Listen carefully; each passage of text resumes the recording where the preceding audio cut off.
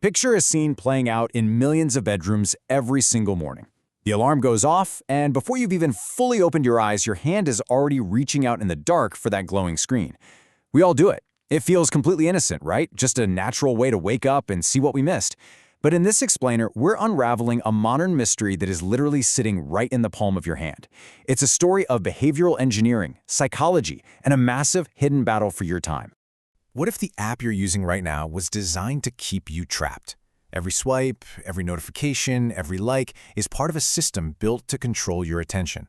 It's a pretty chilling thought, isn't it? To realize that the device sitting in your pocket isn't just some passive tool waiting for your command. No, it's an active participant. It's actively shaping your daily behavior and anticipating your moves before you even make them. Okay, let's dive into this. You know that feeling when you sit down, meaning to check just one quick message, and suddenly you realize an entire hour has completely vanished? Well, you haven't lost your discipline. You have simply stepped into the attention trap. These apps on our phones aren't just pieces of software. They are absolute masterclasses in psychological design. This isn't some accident where developers just wanted to make a fun little app. We're talking about intentional behavioral engineering. The brightest minds in tech, backed by billions of dollars in research, have mapped out exactly what makes human beings tick, ensuring that once you log on, logging off becomes incredibly and sometimes painfully difficult. To really grasp the magnitude of this whole thing, we've got to look at the scale. We are literally talking about billions of people. This isn't just a niche issue affecting a small, highly susceptible group. It's a massive global phenomenon.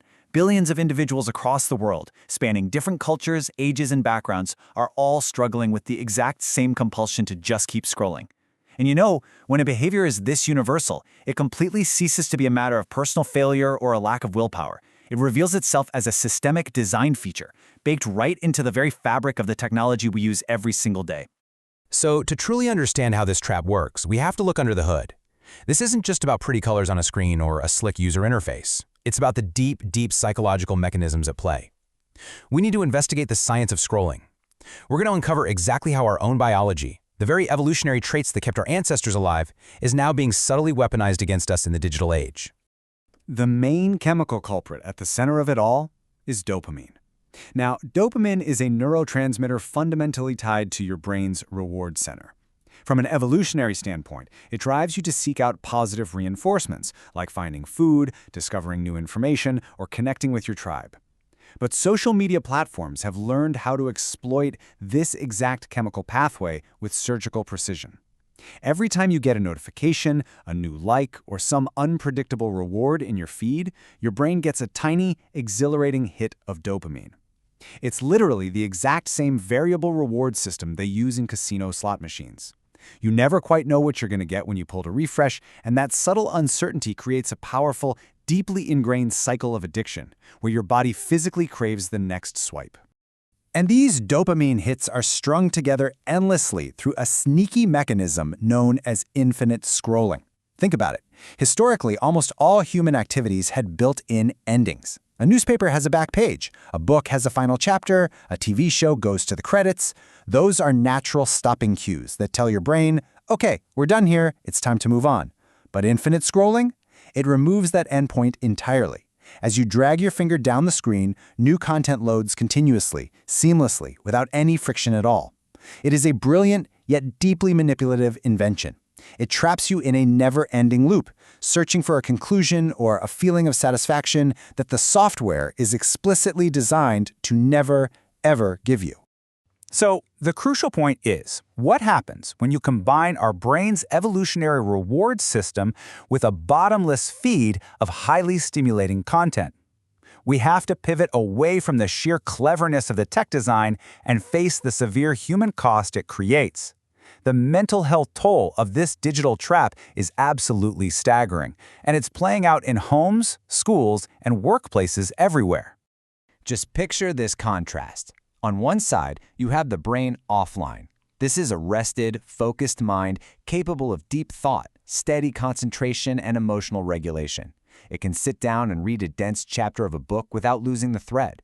But on the other side, you have the brain on social media. It is a mind in a constant state of hyperarousal, bouncing frantically from a hilarious video to a deeply tragic news story to a totally envy-inducing picture of a friend's vacation, all within 60 seconds. The brain becomes distracted, vastly overstimulated, and ultimately exhausted by this relentless cognitive whiplash. The physical and emotional reality of all this overstimulation is severe. Damaged memory, broken focus, disrupted sleep, increased anxiety, declining mental health. Let those sink in for a moment. This isn't just about feeling a little tired or momentarily distracted. The constant context switching fundamentally degrades our ability to form long-term memories. The blue light and those late-night dopamine spikes, they absolutely shatter our circadian rhythms, ruining the restorative sleep our brains desperately need to function. And the endless comparison to curated perfect lives online acts like a pressure cooker for baseline anxiety. It sets unrealistic standards that we subconsciously measure our own messy, real lives against, leading directly to a measurable, steep decline in global mental health. And look, we aren't just making educated guesses here. Scientific research and real-life examples consistently demonstrate the profound psychological impact of continuous digital overstimulation. Studies have actually shown that even the mere presence of a smartphone on a desk, just sitting there, face down, measurably reduces a person's available cognitive capacity, because part of the brain is actively working to ignore it. The clinical data totally backs up what so many of us already feel deep down in our daily lives. We are mentally overwhelmed, constantly fatigued, and the glowing rectangles in our pockets are a primary source of that exhaustion. Which brings us to the most suspenseful part of our explainer. Why? Why would some of the smartest engineers in human history, working at the most innovative companies on the planet, build systems that actively degrade our focus and our well-being? Well, to understand the crime, you have to follow the money. It's time to expose the algorithm's true motive, and honestly, it is remarkably simple. It all comes down to this uncompromising goal: maximizing watch time. You see, major tech companies are not operating as public utilities, and they certainly aren't charities. They are immense, publicly traded corporations. They use incredibly complex machine learning algorithms for one primary directive: to maximize the amount of time you spend looking at their platform. These algorithms track every single micro-interaction: how long you hover over an image, what you scroll past rapidly, exactly what makes you stop. And they adapt in real time to serve you exactly what will keep you glued to the screen. Why? Because your attention is their product. Every extra minute you spend scrolling is an extra minute they can show you advertisements. Their astronomical corporate profits are directly, inextricably tied to the amount of human attention they can successfully harvest and hold hostage. Let's move to the solution now and see how this builds into something actionable and hopeful. Because once you see the strings, the puppet master loses their power. We are talking about taking back control. You don't have to flee to the woods, throw your smartphone into a river, or quit social media entirely to survive this modern trap. Technology is an incredible tool, but right now it's using you. You just need to relearn how to wield it on your own terms. Empowering yourself starts with these practical steps. First, recognize the trap. Awareness is absolutely your first line of defense.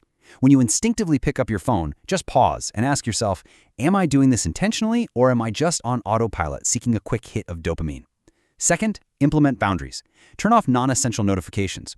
If an app doesn't need to alert you in an actual emergency, it does not get the privilege of vibrating in your pocket and breaking your focus. Use app timers to force a natural stopping cue, recreating that final chapter effect that Infinite Scroll stole from you. And third, reclaim your focus. Step away from the digital noise and purposefully engage in activities that demand sustained, unbroken attention.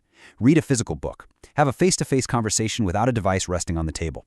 You literally have to train your brain to enjoy the quiet again, building back that cognitive endurance piece by piece. The greatest battle of the 21st century isn't happening on a battlefield. It's happening inside your mind. It is a daily, invisible fight for your autonomy, your peace, and the fundamental right to direct your own thoughts without algorithmic interference. You are up against systems backed by supercomputers designed to figure out exactly what keeps you scrolling.